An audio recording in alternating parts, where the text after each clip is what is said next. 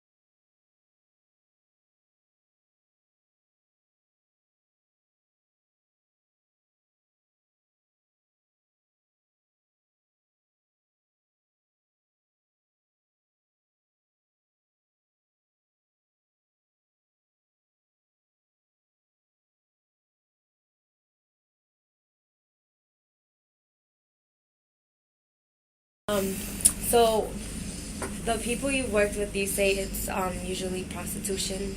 Is it like by choice, or do they do it? What's their reason usually? Drugs and drug addiction have always been a factor as far as the prostitutes I've had encounters with. It's the common underlying factor. It's always been to support a habit.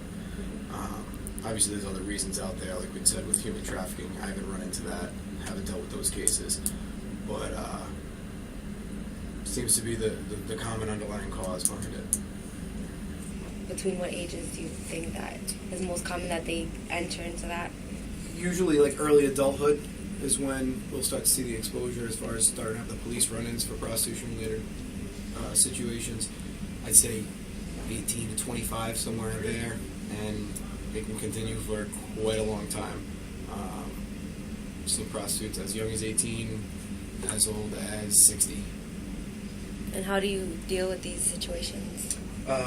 Usually a couple times a year in Central Falls we do sting operations. We actually just did one about a week ago where we'll actually have undercover officers. Sometimes they'll go out and pose as Johns, as the guys that are looking for prostitutes, so we can arrest prostitutes themselves.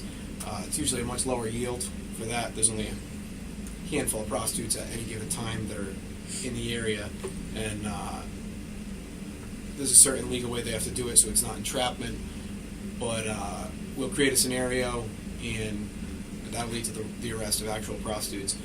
Then we get far more arrests when we do the John Stings, where we'll have female officers from other communities that aren't known around here come in and pose as prostitutes on the street, and they'll get solicited by people, usually from outside communities that come in. And we said those are the John Stings, as we call them. So the two most common ways. Then there's always rapport. Patrol officers usually have some sort of a professional rapport with prostitutes in the area because they are so entwined with the criminal element. Usually when things go down, when there's beefs between different people, prostitutes tend to know a lot of that because just they're so intertwined with different people involved in crime around the city, especially in a tightly woven community like ours. Besides that, like, how would you deal with it? How would you try to help them? We directly don't have like services to provide them, but it is ordered through the court. We actually do have a domestic violence advocate that'll work with us here directly in the station. She's here a few days a week, and then periodically we'll have street workers that are oftentimes reformed former drug addicts or prostitutes that'll actually go out with detectives and try to find our current prostitutes and try to have talks with them, get them into find services for them to help them out, help them get cleaned up. And then, of course, at court, when people get arrested, almost anything you get arrested for, obviously always the main goal is to try to fix the problem, address the underlying issue. And with prostitution, like I said, we always see drug addiction is a big problem with it. And the court will have different services they can try to appoint each individual case to try to get people cleaned up to avoid being down that path. Like, do you think that's enough for them? Do you think that helps them out? It definitely helps. Whether or not it's enough, case by case basis. Unfortunately, when drugs are the underlying issue, a lot of times, obviously there's a very broad spectrum of drug users, and there's recreational, and then there's some people that stay recreational, but generally it gets worse, and by the time somebody turns to something like prostitution to support a habit, that's pretty far into drug abuse. That's a very serious case. So it's always going to be helpful, any sort of services we can get them, but how helpful it will be and for how long of a period that help will sustain itself is a case by case basis, and it is very tricky. Unfortunately, a lot of stories, by the time somebody has drug abuse they're supporting with prostitution, they usually end pretty badly. How do you feel when you see the woman in that situation? It's awful.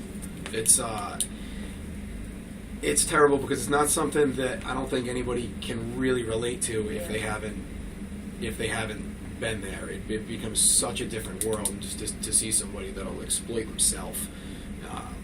It's really against every human instinct, and just to kind of throw yourself out there. It's terrible. It's sad, but when we realize when we're arresting somebody for prostitution, it's not that one act they're getting arrested for. It's a culmination of a lot of different problems, bad decisions, and aspects of a scenario that have led to them ending up in that situation. And then there's all the other problems that go along with it, as far as spreading diseases and other crime that are all, like I said, intertwined with prostitution. And it's horribly dangerous, obviously.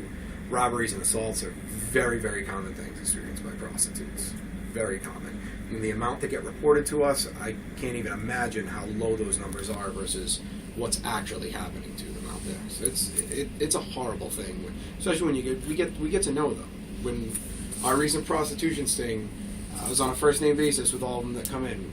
I know who these girls are. I've dealt with them for years, and it's really sad when you know somebody that's been doing it for a few years, and you know what they looked like 5 years ago, and now they look like they've aged 20 years in just 5 years because they just put themselves through way too much. I can't imagine. So, talking a little more about you, what drove you into your career, like into being a police officer? Actually, I went to school for finance. I got a finance degree. I had a job offer to be a stockbroker, and I thought that's what I wanted to do. And just before I was going to move to New York, as that was building, my best friend became a police officer in Pawtucket, and loved it, loved his job. I heard about everything he did. He had so much fun going to work, and just sparked my interest, and started looking into it. I applied here, and I had my two different job offers, very different ends of the spectrum, and finance industry or law enforcement, and but I chose this, and haven't looked back since. I absolutely love my job. So that's great. Hi. Hi. So, have you worked with girls who go through human trafficking or prostitution? Yes, I have. So, how does most of them usually get into it? Well, that's an individual question, because there's so many different factors that bring about a person engaging in the sex industry. One, some people are coerced. Another people are trying in survival mode, and they're trying to survive, and that's happening a whole lot more. Another is substance abuse. Another is mental health. How long have you been working with girls who've been through prostitution? For over 15 years. 15. And I'm a survivor. You are? Yes. And how was that for you? It was terrible, I imagine.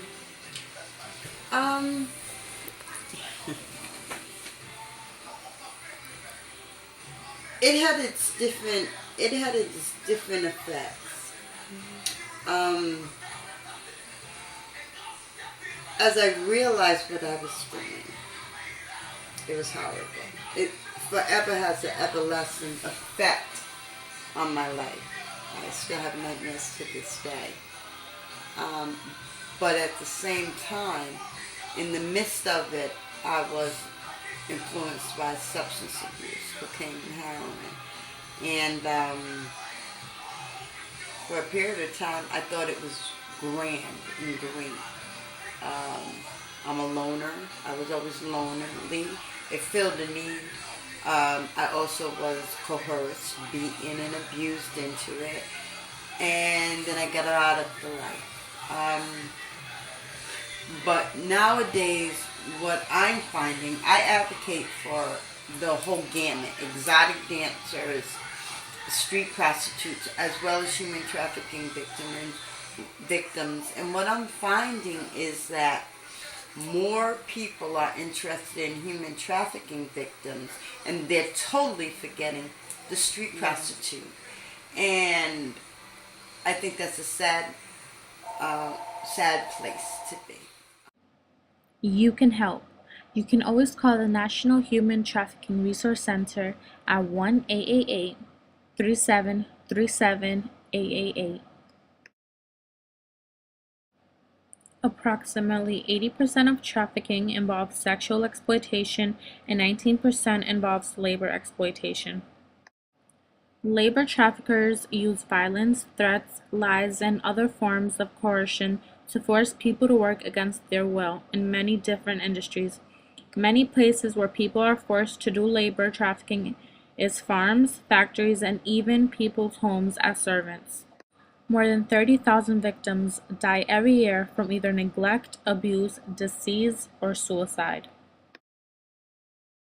The International Labour Organization estimates that women and girls represent the largest share of forced labor victims, with 11 million trafficked victims compared to 9.5 million men.